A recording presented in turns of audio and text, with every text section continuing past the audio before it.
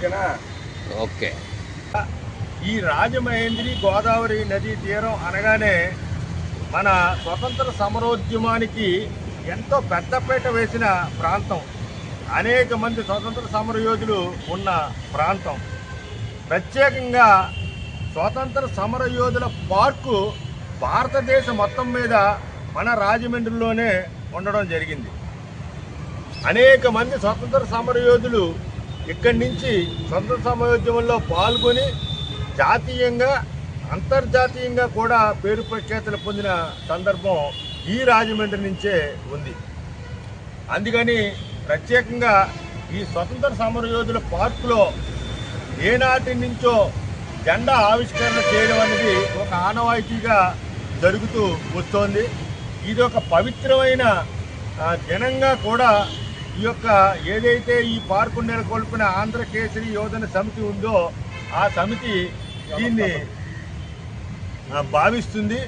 అదేవిధంగా ప్రతి ఆగస్టు 15కి కూడా ఏదైతే సమితి సభ్యులు ఉన్నారో ఆ సమితి సభ్యులు ఇక్కడ జెండా వందన కార్యక్రమాన్ని నిర్వహిస్తూ రావడం ఆనవాయితీగా వస్తూ ఉంది.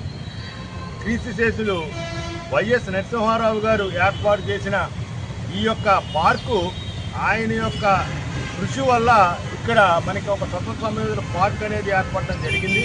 ఈ సందర్భంగా ఆయనకి ఘన నివాళి అర్పించుకుంటూ దాదాపు భారతదేశం మొత్తం మీద 12 మంది ఆడవాళ్ళు, అంటే ఈ ఊరికి సంబంధించిన కోడళ్ళు కూతుళ్ళు స్వతంత్ర సమరోద్యమంలో 6 నెలలు జైలు జీవితాన్ని అనుభవించే సందర్భం ఉంది.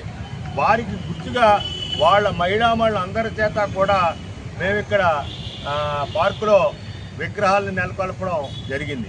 ఈరోజు మరి భారతదేశానికి స్వతంత్రం రావడానికి అహర్నిశలు కృషి చేసినటువంటి మహామణులు మన రాజమండ్రిలో మనకి వాళ్ళ ఫోటోలు దొరకడం, వాళ్ళ విగ్రహాలు పెట్టుకోవడం జరిగింది.